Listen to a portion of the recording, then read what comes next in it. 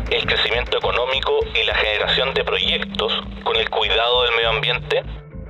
Para algunos, ese es un falso dilema.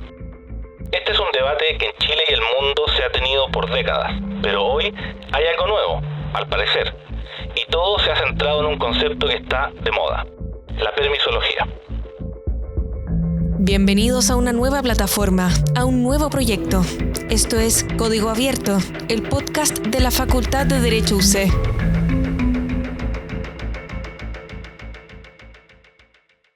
Hola a todos quienes nos escuchan, sean muy bienvenidos. Mi nombre es Alberto Labra, director de comunicaciones de la Facultad de Derecho UC, y hoy hablaremos de permisos y autorizaciones para proyectos que tienen impacto medioambiental. Hablaremos en concreto de lo que se conoce como permisología, y para eso hemos invitado a Ricardo Irarrázaval, director del programa de Derecho y Medio Ambiente de nuestra facultad. Bienvenido, Ricardo, muchas gracias por estar aquí. Muchas gracias, Alberto, por la invitación. Encantado, con muchas ganas de hablar sobre permisología. Me parece. Ricardo, este concepto, que es, entre comillas, relativamente nuevo, abarca un tema que, como decíamos al principio de este programa, no es nuevo, que se arrastra hace mucho tiempo. ¿Qué es lo nuevo? ¿Qué es lo nuevo aquí, aparte de la invención de este concepto, en el fondo? La verdad que es un concepto que es curioso, porque claro, es un concepto coloquial. Yo no estoy seguro si está en el diccionario de la Real Academia. Y un poquito lo que apunta es a entender que los permisos, que uno podría pensar, yo cumplo un requisito y me dan mi autorización, se han puesto con el tiempo extraordinariamente complejos de obtener, en que existe un amplio margen de discrecionalidad para la autoridad, y es por eso como que se ha aplicado este concepto como de, si hubiera una suerte como de ciencia detrás de los permisos, y ahí la permisología. Y esto además se replica en las empresas. En las empresas siempre hay un superintendente de permiso, gente que está dedicado única y exclusivamente, gerentes dedicados única y exclusivamente a la obtención de los permisos. Y además, y hay un tema político detrás, justamente uno de los proyectos de ley que presentó este gobierno para efectos de mejorar el crecimiento del país, coloquialmente se lo denomina permisología. La verdad que se llama un proyecto de ley marco de autorizaciones sectoriales. Claro. Y es el nombre oficial ante el Congreso, pero todo el mundo habla de permisología. Claro, que en el fondo se busca subsanar o mejorar este problema. La permisología, para quienes no están muy al tanto de este concepto, es un concepto que se ha usado de manera crítica, o podría ser incluso hasta peyorativa, respecto a los procesos burocráticos para la obtención de permisos para obras de infraestructura, inversión, etcétera. ¿Cierto? Entonces, sí, la verdad que es un concepto que uno, claro, tiene un tinte peyorativo en el sentido de lo difícil que es obtener el permiso, y es una suerte de crítica a lo que es la burocracia actual del Estado, claro, en que la concepción del permiso no es que tú cumplas un requisito y lo obtengas, sino que no sabes muy bien qué es lo que quiere la autoridad, cuáles son los plazos involucrados y qué significa eso, por ejemplo, para echar a andar un proyecto. Entonces, eso obviamente amerita una crítica más de fondo, que al final es una crítica a la lógica del Estado y en esta suerte como de política pública permanente de reforma al Estado. Eso es lo que está detrás del tema de la permisología. Y eso que se da, claro, tú hablas del Estado, y esto se da en varios estados, no solo en Chile. De hecho, ustedes tuvieron hace poco un invitado que ya vamos a hablar de eso, un invitado, John Fletcher, de Reino Unido, en el que también nosotros también lo pudimos entrevistar, y él conversaba, nos hablaba acerca de los problemas muy parecidos que existen en el Reino Unido con la inversión, con las obras de infraestructuras, con los permisos de proyectos de impacto medioambiental. Claro, hay un problema que se ve en todas partes, y es por eso que las políticas públicas en la materia han ido mejorando y evolucionando bastante. Desde esa lógica del permiso que se otorga si que tú cumples ciertos requisitos, actualmente con las mejoras tecnológicas e innovaciones, tú perfectamente podrías dar vuelta al tema, ¿no es cierto? Y así sabe que yo cumplo tal estándar, y será la autoridad la que me fiscalice si yo efectivamente cumplo o no el estándar. Y eso te permitiría incluso eliminar los permisos. Entonces, y de hecho el proyecto de ley, este famoso, ¿no es cierto?, de ley marco de autorizaciones, habla de otras posibilidades habilitantes de autorizaciones, que uno justamente podría pensar en esta opción. O sea, no el cumplir requisitos y tener una decisión formal de la autoridad, sino que yo cumplo los requisitos, cumplo un estándar, y es al revés. Es la autoridad la que tiene que fiscalizar que yo no me salga del estándar. Entonces, así tú eliminas, de alguna manera, algunas trabas. El permiso, Claro. el permiso mismo. Claro. ¿Tú crees que esa podría ser una vía importante de solución? Me imagino que hay muchos aspectos técnicos, pero quizás ese podría ser un camino, ¿no? Para ciertos casos que te permitan determinar, por ejemplo, una norma, un estándar. ¿Sabe qué? Esta es la norma de emisión para centrales termoeléctricas. Yo no necesito un permiso, tengo que cumplir la norma. ¿Te fijas? Entonces, básicamente, bajo esa lógica, es la autoridad la que me tiene que fiscalizar si yo me salgo de la norma. Y si me salgo de la norma, bueno, que me lleguen las penas del infierno. ¿Te fijas? Pero en el fondo no se requeriría el requisito, el permiso. Ex ante, sino que un control ex post de lo que se hace. Efectivamente. Hubo aquí un cambio en Chile o en el mundo, un cambio de criterio, porque el cumplir la norma suena muy de sentido común. Sí. ¿En qué momento esto se transformó en un control ex ante y con una serie de requisitos previos en vez de echar a andar proyectos, claro, cumpliendo por supuesto con muchas autorizaciones? Pero claro, quizás vamos a alardear un poco a la audiencia, pero yo creo que quizás es importante hacer una pequeñísima introducción de lo que es el sistema de evaluación de impacto ambiental. Y una distinción previa, y que lamentablemente yo creo que desde el punto de vista de las políticas públicas no ha sido la mejor forma de llevar adelante la discusión. Es que en la discusión de los permisos se ha separado lo que es la discusión de la evaluación ambiental de proyectos. O sea, hay un proyecto de ley para la evaluación ambiental y otro proyecto de ley para los permisos, que en teoría son después del permiso ambiental, que se denomina en Chile resolución de calificación ambiental. Entonces, ¿qué ocurre? La lógica del sistema de evaluación de impacto ambiental es también una de las cuestiones que se critica a lo que significan los permisos, que es lo que se denomina la ventanilla única. O sea, que yo no tenga que estar servicio por servicio preguntando, sino que está todo encauzado en un solo procedimiento administrativo que en Chile se denomina el sistema de evaluación de impacto ambiental. Y a ese sistema concurren muchos permisos sectoriales, ¿ya? Y se otorga finalmente un permiso, que es la resolución de calificación ambiental. Ahora bien, lo que se está haciendo con este proyecto de ley no es modificar el sistema de evaluación de impacto ambiental y que efectivamente sea una ventanilla única, sino que son los permisos que se otorgan después del permiso ambiental, después de la resolución de calificación ambiental, especialmente.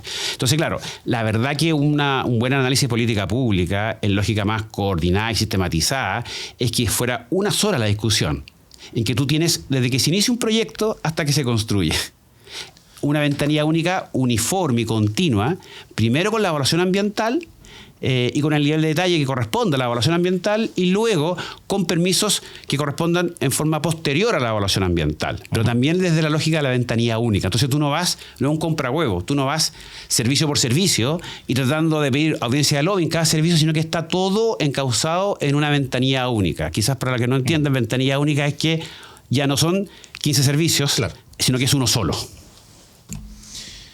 Ricardo, comentábamos hace unos minutos la invitación que ustedes le hicieron a John Fletcher, que él es subdirector del Conservative Environment Network de Reino Unido. Sí. Y él, en un seminario que hicieron ustedes como programa de Derecho y Medio Ambiente y en una entrevista posterior que le hicimos, que ya publicaremos en nuestras redes sociales, él hablaba de los ejemplos similares que hay en Chile y en Reino Unido. Y él daba una frase con la que comenzamos también este capítulo, que es quienes dicen elegir entre el crecimiento económico, la inversión, la generación de proyectos y el cuidado del medio ambiente. Él decía, ese es un debate falso. ¿Es efectivamente un debate falso? Yo estoy, claro, completamente de acuerdo en que efectivamente poner esto como si fueran antípodas, o crecimiento o cuidado medioambiental, es desconocer una palabra clave que está a la mitad, que es sustentabilidad. ¿Qué significa sustentabilidad? Sustentabilidad significa, desarrollo, pero no a cualquier precio, no a cualquier costo, porque yo tengo que incorporar, ojo, no solamente los costos ambientales, sino que también los sociales. Y ahí eso enfoca claramente con una de las preocupaciones mayores del Papa Francisco en la encíclica Laudato Si, que habla que, sabe que más que medio ambiente y tema económico, oiga, se olvida el tercer pilar de la sustentabilidad, que es el pilar social. Sí. O sea, es el equilibrio de los tres pilares, el ambiental, el económico y el social. Entonces, no por privilegiar un pilar, yo puedo menoscabar los otros dos pilares. No. Y esto pasa para los tres pilares. O sea, no por privilegiar el pilar ambiental, yo tengo que menoscabar o el pilar económico o el pilar social, o viceversa. No por menos privilegiar el pilar económico, yo tengo que socavar el pilar social y el pilar ambiental. Ese es el equilibrio, y que además se conceptualiza en una lógica intergeneracional. O sea, no es solamente tiene que ver con el equilibrio actual, sino que también con los equilibrios futuros. Y ahí entra todo el concepto de cambio climático, ¿no es cierto? Y la solidaridad intergeneracional, sí, al cual el Papa Francisco le dio mucha importancia. Sí, sí, que también se da, bueno, en economía, el uso de las platas fiscales, de dejarle a futuras generaciones, no gastarse todo ahora, por así decirlo. Efectivamente. Ricardo, ustedes como programa de Derecho y Medio Ambiente tienen unos documentos en los que ustedes estudian distintos temas legales relacionados con la materia que ustedes abordan, que se llama claves regulatorias. Así es. Cuéntanos un poquitito cuál es ese trabajo y en particular respecto a la permisología, en esas claves regulatorias que han podido analizar ustedes, más allá de lo que hemos ya conversado hasta ahora en el capítulo. Claro, nosotros conceptualizamos que había una gran necesidad de una mejor discusión de políticas públicas, especialmente desde la perspectiva del derecho. Como que a veces se dice, no, en realidad en política pública los que tienen que promover las políticas públicas no son abogados, sino que son más bien economistas, ¿no es cierto?, trabajadores sociales, etcétera, etcétera. Y se piensa que el derecho básicamente es como una especie como de herramientas. Sabe que esto corresponde a una ley, esto corresponde a un reglamento, esto corresponde a una resolución. Y que recién ahí se debería contactar a un abogado, en el fondo. Exactamente. Y la verdad que eso no es entender, en el fondo, que detrás de lo que significa crear una ley, y no solamente hay cuestiones de técnica legislativa y muy jurídica, sino que hay conceptos jurídicos muy relevantes y que evidentemente tienen que estar o generar coherencia, especialmente a nivel constitucional y también con otras leyes. Yo, si tengo una nueva ley, voy a derogar la ley antigua.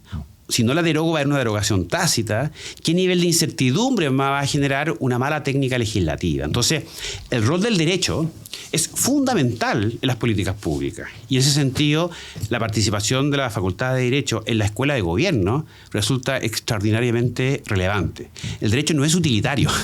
El derecho es lo que permite muchas veces, en conjunto con otras disciplinas, ¿no es cierto?, tener buenas políticas públicas que se expresen o implementen a través de leyes. Entonces, bajo esa dinámica dijimos, necesitamos documentos que no solamente describan leyes en lógicas como si fuera una memoria, sino que cuestionen las leyes, generen sugerencias de mejora de leyes y que además sea una visión crítica de las políticas públicas detrás de las leyes. Eso es lo que hacen y de los proyectos de ley, perdón. Eso es lo que hacen ustedes con claves regulatorias. Exactamente. Entonces, por eso nos tocó analizar, ¿no es cierto?, tanto permisología como la modificación del sistema de evaluación de impacto ambiental y otras varias leyes que han sido publicadas y otras que son proyectos de ley. Y también el programa tuvo una participación muy relevante en la discusión constitucional, bajo lo que fue el foro constitucional, exacto, que lideró la facultad y que se expresó con varios documentos, que fueron 3 o 4, tanto en lo que fue la discusión de la convención como después del Consejo. Exacto. Ricardo, hay quienes plantean que quizás se vincula con lo que tú planteabas de las evaluaciones o posibles sanciones ex post una vez que un proyecto ya está en marcha. Y que es quienes dicen que los proyectos piloto deberían no tener la cantidad de regulaciones o de necesidad de permisos que tiene un proyecto, llamémosle, estable, por así decirlo. Y eso efectivamente va muy vinculado con la innovación. Sí. O sea, si a una empresa, a un Estado que quiere hacer una inversión en un proyecto que tiene un impacto medioambiental, claro, tú no le permites innovar y probar algo piloto por 2 semanas porque le pides los mismos requisitos que si fuera un proyecto que va a estar asentado por el tiempo. ¿Cómo ves tú ese aspecto? Mira, te lo contesto bajo 2 premisas. La primera es que el ingreso al sistema de evaluación de impacto ambiental en Chile está basado en tipologías de ingreso. O sea, por ejemplo, un proyecto minero sobre 5.000 toneladas mensuales obligatoriamente tiene que ingresar al sistema de evaluación de impacto ambiental y después sacar todos sus permisos, etcétera, etcétera. Tú perfectamente, bajo esa lógica de tipologías, tú podrías generar exenciones o eximir a proyectos pilotos bajo un control también de permisos sectoriales. Esto no significa que queden un poquito al margen de la regulación, ¿te fijas? Y de hecho, en la actual modificación del reglamento del sistema de evaluación de impacto ambiental, que está siendo objeto de discusión por reglamento, hubo varias, efectivamente, desde el punto de vista minero, gremios que promovieron eximir de evaluación ambiental a proyectos pilotos en temas de innovación. Y en la práctica no se está dando, o sea, tienen que solicitar... Mira, no solamente no se está dando, sino que toda la legislación actual, no toda, pero gran parte de ella, apunta justamente a penalizar muchas veces la gestión ambiental o la innovación. ¿En qué sentido? Se creó una ley de delitos ambientales, por ejemplo. Esa ley de delitos ambientales toma como uno de los tipos que después pueden llevar a la cárcel la elusión al sistema de evaluación de impacto ambiental. Y también cuando se entrega información que se dice que es falsa respecto a la evaluación ambiental de proyecto. La verdad que la evaluación ambiental de proyecto es previa a que el proyecto se ejecute. Y esto está basado en modelaciones. Y las modelaciones siempre son susceptibles de errores. Entonces es muy probable que esa susceptibilidad de error sea penalizada y se lleve a acciones penales. Entonces, ¿eso qué significa en la práctica? Significa en la práctica que cualquier consultor ambiental, cualquier innovador, cualquier persona que proponga alguna cuestión interesante que haya que modelar, bueno, va a decir, ¿sabe qué? Mejor yo prefiero no innovar, prefiero no avanzar, ¿no es cierto? Porque me va a caer no solamente la ley, sino que una ley penal. Y eso creo yo que ha sido sumamente grave. ¿Y cómo ese aspecto de la innovación y el aspecto ya no de innovación, sino que el aspecto de generación de proyectos de manera estable, por así decirlo, o a largo plazo, se da en otras partes del mundo? O sea, ¿qué modelos podemos mirar nosotros como país, tanto en la resolución de esta dificultad llamada permisología o en otros ámbitos de la generación de proyectos que tienen impacto medioambiental? ¿Dónde está el norte? Hay varios nortes. Bueno, evidentemente el sistema americano es como el que todo el mundo ve, ¿no es cierto?, en temas de innovación, más que incluso el europeo. Y ahí es muy relevante el fondo, bueno, uno en que gasta primero las platas de investigación. Y qué nivel de aplicación tiene esa investigación. Y qué nivel también de control tú le das a esa innovación. Uh-huh. En que tú deberías tener un control especial, distinto, con otras lógicas. En que de alguna manera a veces se permita la equivocación. Porque con la equivocación, con el error, pero hay error, ¿no es cierto? Que uno de alguna manera va avanzando. Y que tiene que ser, por supuesto, aclaremos, un error contenido, el fondo que no tenga impacto en las comunidades, en el medio ambiente. Entonces, y de hecho, en Chile, justamente en minería, es increíble la cantidad de innovaciones que se han hecho en el país. En procesamiento minero, ¿no es cierto?, en tecnología para llevar el material de un lugar a otro, en temas de camiones, o sea, porque Chile efectivamente es un país muy minero y con mucha inteligencia y conocimiento aplicado en temas de minería, y que evidentemente muchos de esos cerebros, ¿no es cierto?, bueno, se están yendo al país, y muchas veces esa tecnología a veces incluso un poquito no se reconocen en su valía, ¿no es cierto?, en lo que significa su aplicación práctica para las necesidades del país. Y ahí tenemos una deuda importante. Entonces, evidentemente tú lo que necesitas es que, tal como existe un ecosistema de incentivos a la innovación, uh-huh, tú requieres también que haya una especie como de Estado distinto a la innovación, que tenga una lógica más bien como de acompañamiento, más que del garrote. O sea, es más zanahoria y menos garrote. No. Evidentemente, si hay cuestiones que generan impacto, que generan implicancias sociales, evidentemente eso tiene que ser a tiempo controlado, ¿no es cierto?, para que eso no ocurra. ¿Hay alguna otra experiencia interesante que mirar en otros países mineros? No sé, uno piensa en Sudáfrica, Australia, bueno, tú mencionas Estados Unidos, que se pudiera tomar como ejemplo de medidas positivas en la dirección que tú estás planteando, o Estados Unidos es quizás el mejor ejemplo? Mira, hay un muy buen ejemplo en Canadá. Uno muchas veces, claro, cuando analiza la minería, ve que en muchos países, como que la minería fuera solamente de países en vías de desarrollo. Entonces se ve África, ¿no es cierto?, Asia, qué sé yo. Y la verdad que hay dos países, dos países que son muy desarrollados, con altos estándares, y que llevan adelante su minería en sus territorios, como es el caso de Australia y el caso de Canadá. Sí. Y en esos dos casos es bien importante, por ejemplo, una medida que se hizo tributaria de incentivo a pequeñas compañías mineras de exploración en Canadá. ¿Ya? que permitieron llevar los gastos de la sociedad a los gastos personales.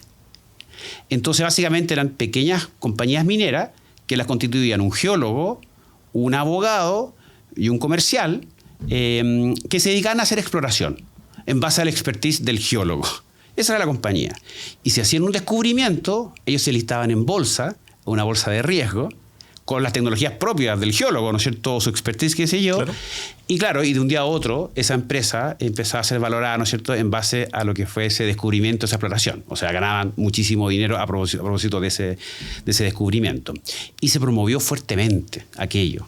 En Chile, por ejemplo, todo el mercado de la exploración minera prácticamente no existe, porque la propiedad minera en Chile está tomada por las grandes empresas que no son exploradoras, sino que son más bien explotadoras. Se dedican a la exploración en forma secundaria, pero su gran plus es la explotación. Entonces, bueno, ¿cómo incentivar Chile, país minero, lleno de grandes mentes, ¿no es cierto?, en temas de geología, de ingeniería de mina, poder apoyarla? Y ahí, bueno, hay un caso muy evidente, ¿no es cierto?, que se ha tratado de emular en Chile con algunas leyes y algunos mecanismos, pero que en la práctica no ha funcionado tan bien. No ha funcionado. ¿Y por qué no ha funcionado, crees tú? Son realidades muy distintas, por supuesto, la de Chile con Canadá y Australia. Sí, hay cuestiones que tienen que ver con que yo creo que en Canadá había mucha experiencia, no solamente de la élite en temas de minería, sino que de toda la población. O sea, toda la población estaba muy involucrada, por ejemplo, en lo que significaba los valores de las compañías mineras en bolsa. Es como la señora Juanita, entonces, ¿dónde invierto mi plata? Ya en tal minera junior, ¿no es cierto?, claro, de Ottawa, ¿no es cierto?, Toronto, no sé. Y claro, en Chile, en el fondo, casi no hay empresas mineras en bolsa. Entonces hay muy poco expertise minero a nivel bursátil y financiero. Y menos los inversionistas, personas naturales muchas veces, tampoco saben. Entonces prefieren optar más bien por otro tipo de inversiones. Entonces eso le ha quitado, creo yo, mucho dinamismo al tema económico minero a nivel de inversiones. Y el mundo también, uno podría pensar, si estamos hablando también de innovación ahí, en startups. Y en Chile, bueno, también cuesta mucho que una startup logre lo que han logrado algunas, como, no sé, algunas de fundadas por chilenos, en el fondo, que no logran lo que se logra en otros países. Sí. Es que demasiado el trabajo que se requiere, claro, para... Claro, sí, ahí la clave, en el fondo, es como porque hay startups mineras también, pero... Sí, es como uno logra incentivar que inviertan en tu startup. Y claro, Chile no tiene una bolsa de riesgo. En Toronto, justamente, ¿qué ocurrió? Se hizo una bolsa de riesgo en que los requisitos, de alguna manera, por así decirlo, eran menores, porque era una bolsa de riesgo. Pero hubo un escándalo en esa bolsa, en un momento, no me acuerdo, fue a los 70, no sé exactamente la fecha, en que hubo información que se entregó de un descubrimiento que fue información falsa. Que se denominó el Bre-X Scandal, que fue bien famoso. Para captar inversión. Para captar inversión en base a información falsa de gran descubrimiento, de no sé qué cosa, ¿no es cierto? Y que al final era todo completamente falso. Y de hecho terminó con gente que fue asesinada, fue una cosa como bien escandalosa. Creo que incluso hay una película al respecto. Entonces, y ahí, ¿qué hizo la bolsa de riesgo de Toronto? Se invirtió mucho en mejorar la transparencia y la información. Las declaraciones juradas de los geólogos, en que te dicen, oiga, yo bajo juramento declaro, ¿no es cierto?, que las reservas y recursos de este proyecto son estas, ¿te fijas? Y en Chile se hizo algo parecido. En Chile se creó una ley que se llama la ley de la persona competente, que es la persona que te puede certificar las reservas y recursos de un proyecto en exploración. Uh-huh. Pero tampoco ha funcionado tanto. Bueno, hay varias iniciativas ahí que explorar y estaremos muy atentos a todos los estudios que haga el programa de Derecho Medio Ambiente con estas claves regulatorias, sus actividades de extensión. Conversamos hoy día con Ricardo Irarrázaval, director del programa de Derecho Medio Ambiente de la Facultad de Derecho UC. Muchas gracias, Ricardo, por tu tiempo, muy interesante la conversación. Gracias por venir a Código Abierto, el podcast de Derecho UC. Muchas gracias, Alberto, y encantado de participar en esta gran iniciativa de esta gran Facultad de Derecho. Nos pueden escuchar en Spotify, en YouTube y en todas las redes sociales de la facultad y en derecho.uc.cl. Ya nos veremos en un próximo capítulo. Muchas gracias.